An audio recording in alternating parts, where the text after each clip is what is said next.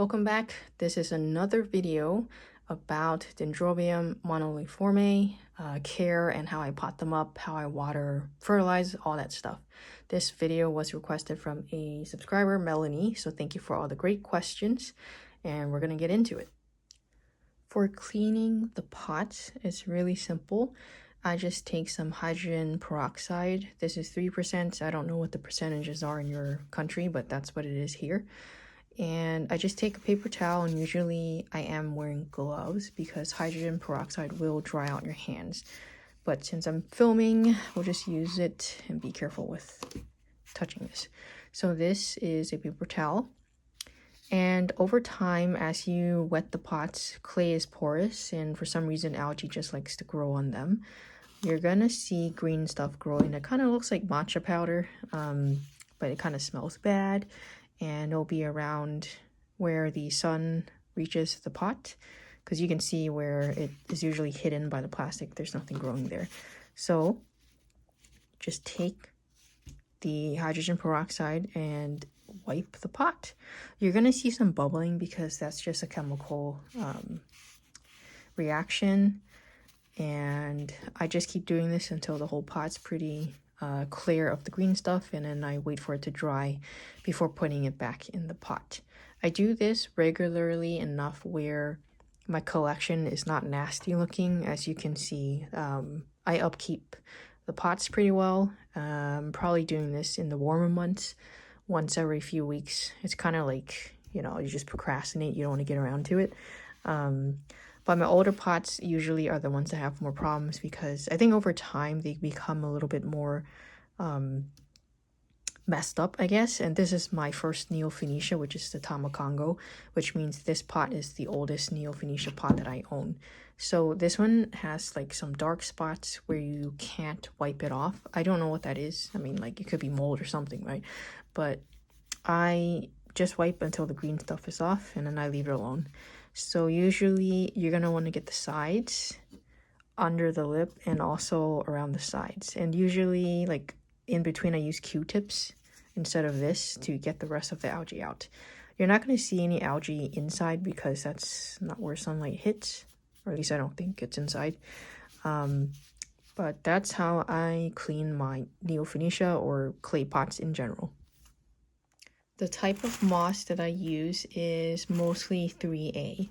5A are longer strands that are more kind of resilient. 3A is a little more brittle, but it's still good quality.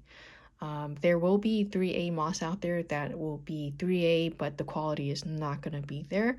I stick to Best Grow, which is the orange and green brand that you can get on Amazon. It comes in a brick, and then I just pull it apart and put them in bags when they're loose. So one brick gives you, I think it's like 150 grams or something. It pulls out into a lot of moss. And when I do use the moss, I just take out what I need, put it in a glass bowl. I'm a germaphobe, so I'll pour boiling water over it, let it cool, and then I'll gently squeeze the water out. And then the moss is pliable and ready to sort and use. The reason I use New Zealand sphagnum moss is because you don't want the strands to be too brittle where they're breaking apart on you and also breaking down on you. For Neofinetia that dry quickly and stay dry for a little bit before you water again, moss will be okay for a while, but when you're talking about dendrobiums that stay wet for quite a few more days and stay wet in the growing season, they are going to break down a lot faster. So if you're growing plants like that need that kind of consistent moisture, I suggest you just pay upfront for the good stuff so that you're not having to replace, or your plants are not paying for it in the long run by, having moss go bad on them quickly. So that is the type of moss that I use. It's 3A or 5A New Zealand sphagnum moss. I'll put the link in the description. For watering, I will water these in the growing season when they get about 80% dry. I don't wait until they're crispy dry like I do with my Neofinetia. I kind of keep them consistently damp throughout the growing season because they are growing canes, they are growing roots quite vigorously when they are active.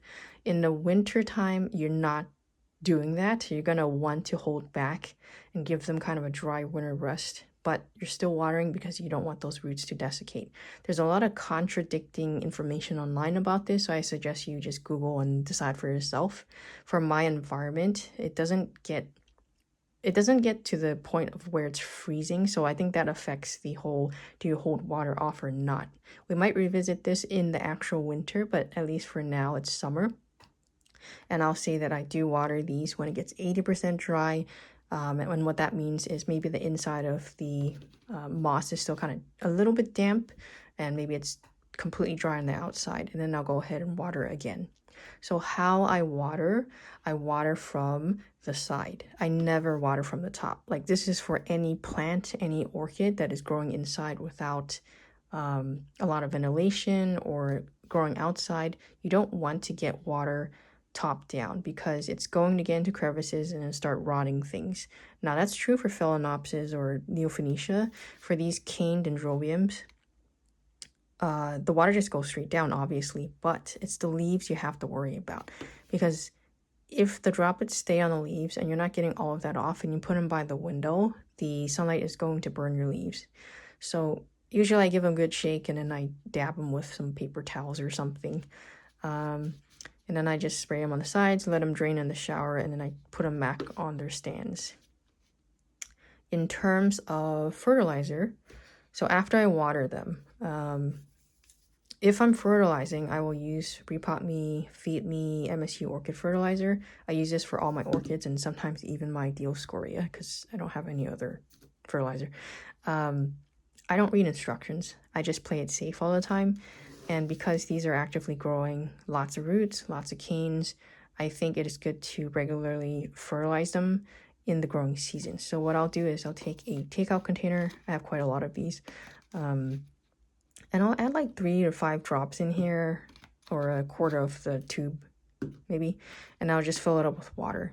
And when I do fertilize, I don't apply this liquid directly into the dry moss. I always spray them down with water initially first, and then I will disperse this liquid evenly between the 3 dendrobiums. I don't want it to hit completely dry moss because I think it affects how the fertilizer gets absorbed. Some people will say it doesn't matter. Eventually the moss will get wet and the roots will reach the fertilizer, but just these are habits that I have when I water my plants, and I'm just going to continue doing it until I see an issue with it. So that's how I water, and that's how I fertilize my plants. Around the 4th week or 4th watering, I will skip the fertilizer just to give it a chance to flush out. For potting methods, I use 2 methods depending on how big the plant is and how mature it is. So for most of you in California, you're probably getting your plants from Seed and Gay, which I believe all 3 of these did come from her. They're not going to come in this size. These have been growing with me for the last maybe 2-3 years. So they were like this, and then they became like that. Kyobeni is just kind of on steroids all the time because that's just, it's genetics. It just grows really fast and really easily. Whereas my Tenkomaru is, I call this the asshole Dendrobium because it doesn't do much. It just, I mean, it looks nice to people, but I'm still trying to figure out if I like it or not, but I'll keep it alive. Sorry, getting sidetracked here. So the smaller plant, which is this one, which is my orange Dendrobium. Hopefully I get to see it bloom one of these days. It's gonna come with these shorter canes that are like 2 to 3 inches tall. And when they're in this size, I don't suggest you put them in this kind of format because the moss is so much more than the root system that it's gonna stay wet a little bit too long.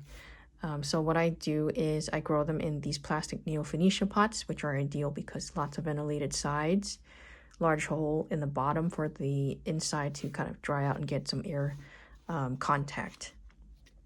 And what do I do with this? All right, so unlike Neofinetia, I don't use this plastic dome. I don't see a need for it because the roots will eventually grow and create its own support system within the moss and hold itself up. So what I'll do is I'll take a narrow bottle and I'll cover it with saran wrap, and I'll take moss, and I don't do this in the way that a lot of YouTubers show you. I'm very intentional with how I do this because my house is quite humid. It's 60 to 70% since I live by the ocean. It's kind of cooler temperatures.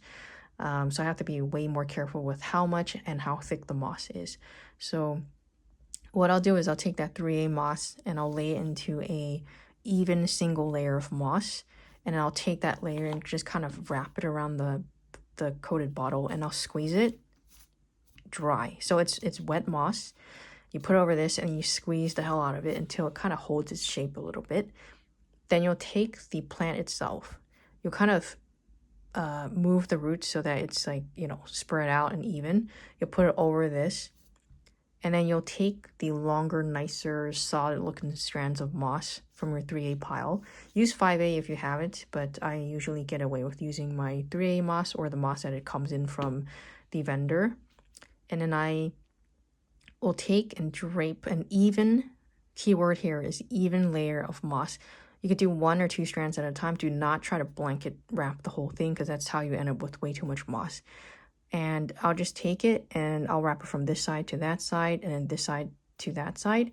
And once it has a okay kind of shape, it's not done yet. Okay, it's like 80%. Most of the roots are wrapped. I'll just take it off the entire bottle and I'll place it into this pot. And this is where you actually make it look nice, but also secure. So at this point, it's like 80% covered in moss and you're not seeing the roots anymore, but you're still seeing some. You're going to take the nicest strands of moss and you're going to finally finish wrapping it so it keeps its shape. And the best tool in my experience has been these plant label things that are pointed at the end. And then what you're going to do is just tuck the moss ends into the pot. And what this does, it tightens the moss mound and also secures the plant into the pot. And the last step, which I'm not going to show on camera, it's a little graphic. I like to take my finger and I put it into the pot and I press the moss against the sides. Kind of like when you're making pastries or bread or something like that. You want to press it, or a pie mold, I guess. Press the moss against the roots and the pot so that it's truly hollow in the inside. And once this dries, it's going to keep the shape. Over time, as it keeps getting wet and dry, it just becomes that shape. And I have an image of where my roots just grew into the shape of that moss mound in the pot. And that's when I had to move them over to my clay pots. But until then, I highly suggest either keeping them in the smaller Neofinetia pots or even in a net pot like this one until the roots are really established for you to be able to make these mounds and not worry about there being way too much moss. But this is my hisui. I just loosely packed the moss there for it to develop the roots over the last year. So that's how I potted up into these pots. The Neofinetia pots, on the other hand, didn't really have to do anything different. I just basically took that mound off. I will redo it if the moss is like kind of nasty, but if it's still good, I'll take it out of that and just plop it in here, and I'll add more moss, maybe around the sides because the diameter is wider, and then do the same wrapping method until most of the roots are covered. I do have a habit of leaving the center. As you can see here, I need more moss, but I'm just too lazy. I get worried that if I cover too much moss here for some of my Neofinetia or phals, that it'll rot. But dendrobiums are a little different. As you can see how much roots come out of that cane. And then you don't want it to completely dry. So some of these are not, they're not dead, but they're just kind of not looking so good because there's no moss covering that portion.